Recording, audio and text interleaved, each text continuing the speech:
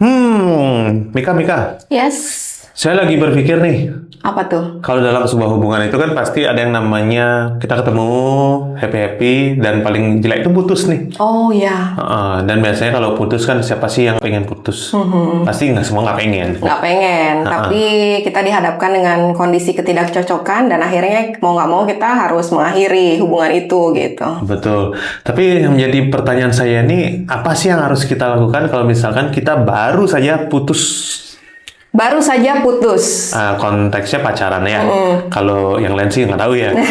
Kalau misalkan pernikahan kan ada macam-macam tuh, Iya, masuk iya. ke fase pengadilan, Berat segala sih macam. itu. Tapi kalau misalkan udah bersama seseorang karena memang nggak bisa sejalan lagi, dia harus putus. Dan ketika putus tuh sebaiknya kita harus ngapain? Sebaiknya kita ngapain setelah putus? Tidak denial. Denial itu artinya tidak menyangkal ya. Tidak melakukan penyangkalan karena ini kerap kali dilakukan oleh banyak orang. Oh, artinya kalau udah tahu bakal putus tapi dibilang enggak kok, masih bisa gitu ya. Oh, Masih iya, iya. bisa kok, walaupun realitanya udah putus. Tapi di dalam batin kita kayak ada yang berontak gitu loh, Yud. Oke. Kayak masih optimis gitu. Oke. Oke, sekarang putus, besok pasti nyambung kok lagi gitu. Besok akan dihubungi kok. Kok nggak datang-datang? Oh, mungkin nggak punya pulsa dia. Masih optimis ya. Iya. Oke. Tapi memang tidak semua orang bisa melakukan ataupun lolos dari fase ini secepat itu gitu. Jadi ada sih beberapa orang yang mungkin tingkat rasionalitasnya tinggi ya, sehingga ketika putus ya oke, kita putus, berakhir gitu. Dan habis itu dia melanjutkan hidup walaupun nggak enak di hati, tapi ya dia udah bisa memandang segala satunya objektif dan melanjutkan hidup gitu. Bisa ya kayak gitu ya? Bisa.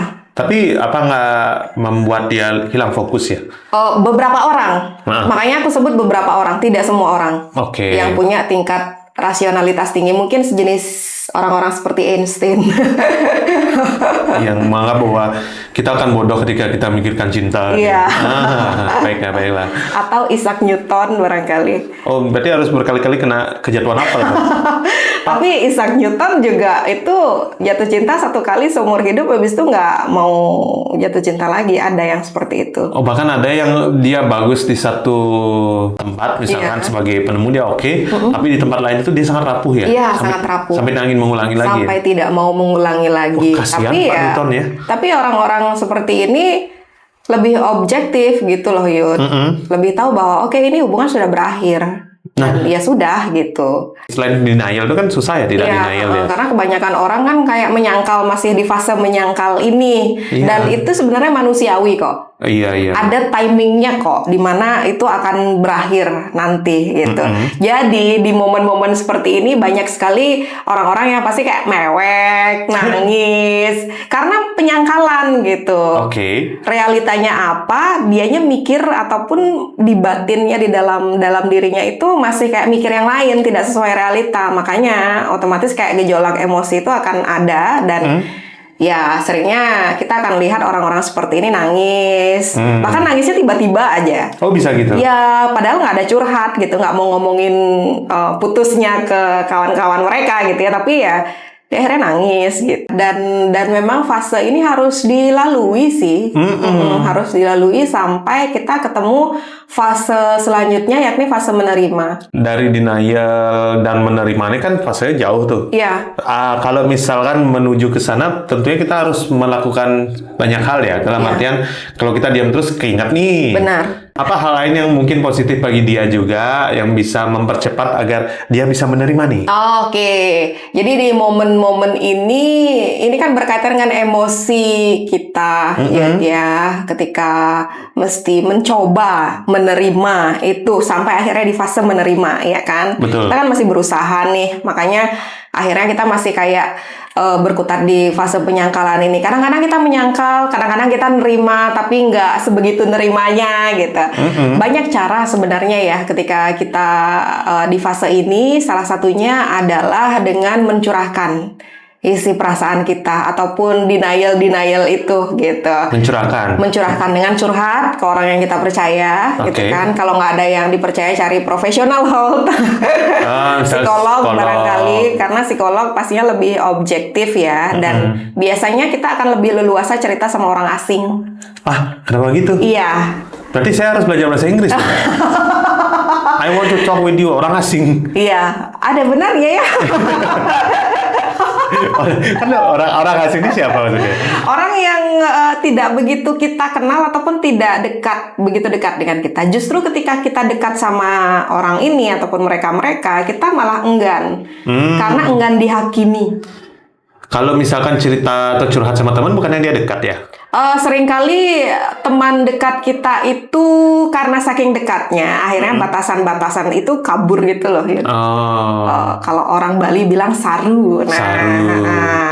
Dan akhirnya mereka bisa semena-mena ataupun seleluasa itu mengeluarkan opini mereka dan cenderung menghakimi. Justru mereka merasa punya kuasa untuk hubungan yang dijalani temennya ya? Iya, benar. Tuh, kan apa aku bilang?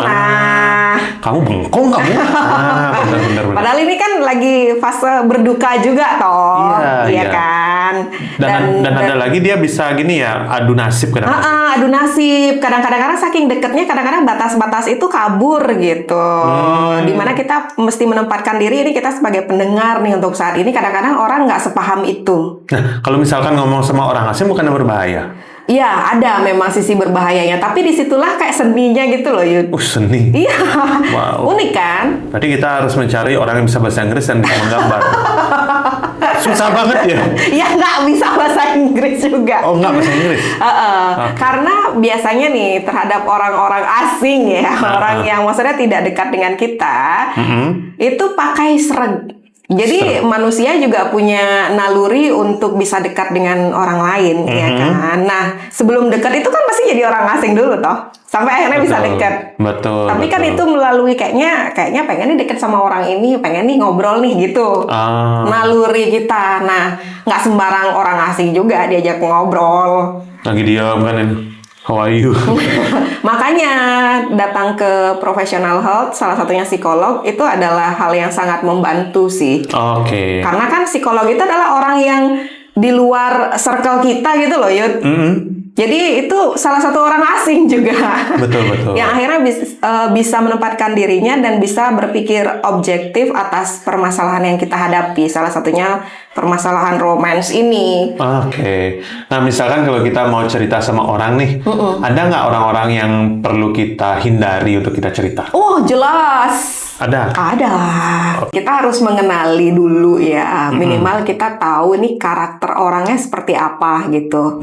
Karakter orangnya apakah selain memang dia di ranah profesional itu kan beda ya. Kalau misalnya itu dalam orang-orang terdekat kita harus kenal dulu ini orang bocor nggak gitu. Cepu gitu ya. Cepu nggak gitu. Karena ada loh tipikal orang yang wah nyimak banget, bisa banget diajak ngobrol. Ternyata diobrolin sana sini cerita kita. Itu bahaya ya. Ya, tidak semua orang bisa menjaga rahasia. Sebenarnya tidak semua orang itu memang fasih gitu loh menjaga rahasia gitu. Memang kayak ada keinginan menceritakan mungkin pengalaman orang lain, cerita orang lain, tapi kan berceritanya gimana dulu gitu. Kadang ada orang yang bercerita itu jadi inspirasi, tapi ada juga orang yang bercerita akhirnya jadi gosip. Dan ada juga yang bercerita biar FYP. Temenku bilang, aduh. Itu. Wah, bahaya ya, bahaya. Itu kan dari sisi menceritakan. Karena ada orang-orang yang kalau misalnya kita ngomongin kognitif nih, ya kan, proses mental gitu ya. Untuk bisa mencurahkan itu harus ngobrolin. Ada orang yang dominan di sana. Iya. Ada juga orang yang mungkin bisa handle itu sendirian. Tapi pasti harus ada katarsisnya alias penyalurannya. Salah satunya dengan journaling, nulis apa yang dirasakan setiap harinya gitu. Itu juga salah satu penyaluran kalau tidak mau cerita ke orang lain. Berarti dia bisa menekuni hobi ya. Iya. Misalkan itu berarti semuanya penyaluran ya masuknya. Kalau yang pertama penyalurannya lewat ceritanya dia. Iya. Yang kedua penyalurannya dengan menjalankan hobi. Benar. Misalkan Dan itu. satu lagi. Apa itu? Dengerin podcast kita. Iya benar. Kita itu sehat loh. Iya. Benar. Kenapa aku sarankan seperti ini? Karena kita butuh sebenarnya inspirasi dari orang lain. Jadi inspirasi itu tidak langsung datang ke diri kita gitu, enggak. Gitu. Kita butuh bagaimana orang lain punya perspektif tertentu. Baiklah. Dalam urusan hubungan itu sendiri, dalam konteksnya putus itu gitu, gimana gitu. Jadi kita harus proaktif cari inspirasi itu. Benar, walaupun nama podcast kita Hati versus Otak, sebenarnya kita mencoba untuk mendamaikan persepsi itu ya. Iya. Wah, kalau gitu saya mau mendamaikan dulu isi kepala saya. Widih. Karena sepertinya saya mau siap-siap kalau misalkan nanti saya putus. Wah. Jangan, saya tidak mau putus. Gimana? Kejawab nggak kegalauan kalian dari obrolan kita tadi? Emang ya, susah banget kalau logika ketemu sama perasaan. Bawaannya berantem terus. Tapi tenang, bareng Bligong Yuda dan Mika Karisa, kita akan coba kasih solusi terbaik dari segala macam pertanyaan yang menghantui kepala kalian nih. Pantengin terus podcast Hati versus Otak di hari Rabu jam 8 waktu Indonesia Barat dan kasih otak dan hatimu berteman malam ini. Besoknya berantem lagi.